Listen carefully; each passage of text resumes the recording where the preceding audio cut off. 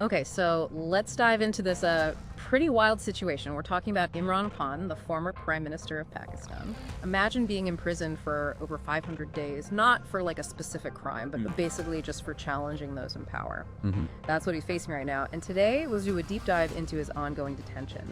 We're going to be using his own words and also reports from organizations like the UN and Amnesty International.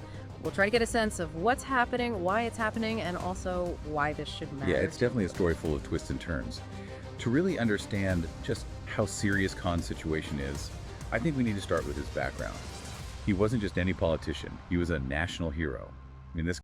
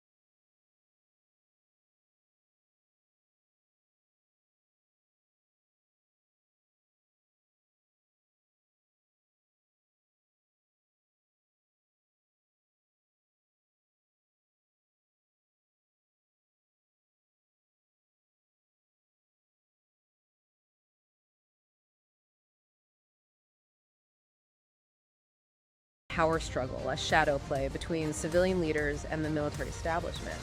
And Khan, by calling out the top brass, he kind of walked right into that minefield. Exactly. It was a bold move that really shattered those unspoken rules, brought the simmering tensions right to the surface. And now we're seeing the consequences. That UN report suggesting his detention is meant to sideline him politically. Well, that just adds fuel to the fire. It raises serious concerns about whether these legal charges are genuine or if they're just a cover for a power Like a grab. real-life house of cards, right? But with much higher stakes, of course. If a popular leader like Khan can be silenced so easily, what does that say about democracy in Pakistan? What message does that send to anyone else who might want to challenge the system?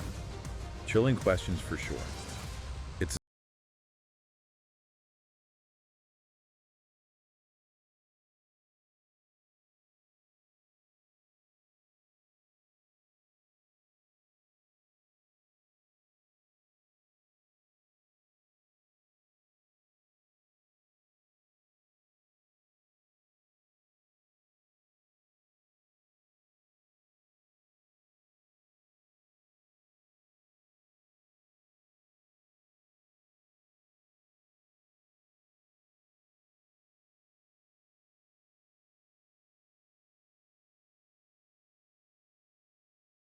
force them to address these concerns and make sure there's a fair and transparent legal process for So Khan. this isn't just about Khan's fate, it's about Pakistan's reputation on the world stage, its relationship with other countries, its standing as a democracy. But what about the people of Pakistan? How are they reacting to all of this? Well, public opinion is really divided. It Mhm. reflects that polarization we were talking about earlier. Khan still have a lot of support, particularly among young people and those who saw him as a sign of hope, a break from the usual political elite. They see his detention as an attack on democracy, and they're demanding his release. I bet the streets are filled with protests, people demanding justice for their hero. You're right, there have been large-scale demonstrations, Hmm. Khan supporters clashing with police demanding his release. They see him as a symbol of resistance against corruption and the military's overreach. But it's important to remember that not everyone agrees. So there's another side to this. People who support the government's actions against Khan. That's right. There are segments of society that believe the charges against Khan are completely legitimate, and they see his detention as a necessary part of upholding the rule of law. They point to Khan's populist rhetoric, his unpredictable behavior at times, and that strained relationship with the military as evidence that he was a destabilizing force. They argue that removing him from office was essential to restore order and bring stability back. So it's a really divided situation. Strong opinions on both sides. It's easy to get caught up in the politics of it all. But at the end of the day, this is about a man who's been detained for over 500 days. And there are real concerns about his well-being and the fairness of his treatment. You're absolutely right. We can't lose sight of the human element here. Regardless of where you stand politically, the fundamental rights of every individual should be respected. The legal process has to be fair and transparent. And like we said, the world is watching to see what happens. This whole thing is like a microcosm of those bigger global trends we see. The rise of populism, the declining trust in institutions, the military flexing its muscles in different parts of the world. You're spot on. What's happening in Pakistan has implications far beyond its borders. It forces us to ask tough questions about democracy globally. The challenges that civilian governments face when trying to assert their authority, that delicate balance of power in a world where things are constantly changing. It's a lot to process, but I guess that's what these deep dives are for. We dig into these complicated issues, we look past the headlines, try to grasp the nuances. Exactly. And as we continue to explore this situation with Imran Khan and its wider impact, there's one more critical question we need to tackle. Okay, I'm all ears. What's the next layer of this puzzle? So we've talked about Pakistan itself, but what about the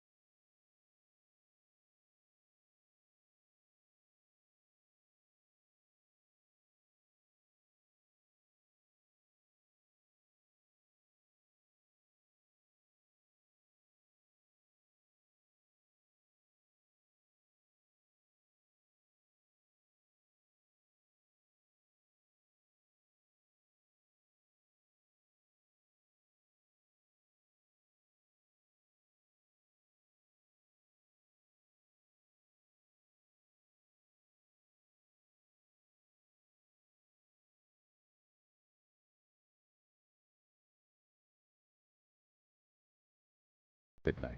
The outcome of this case will have a huge impact, not just for Khan's future, but for the entire country of Pakistan. It's a test for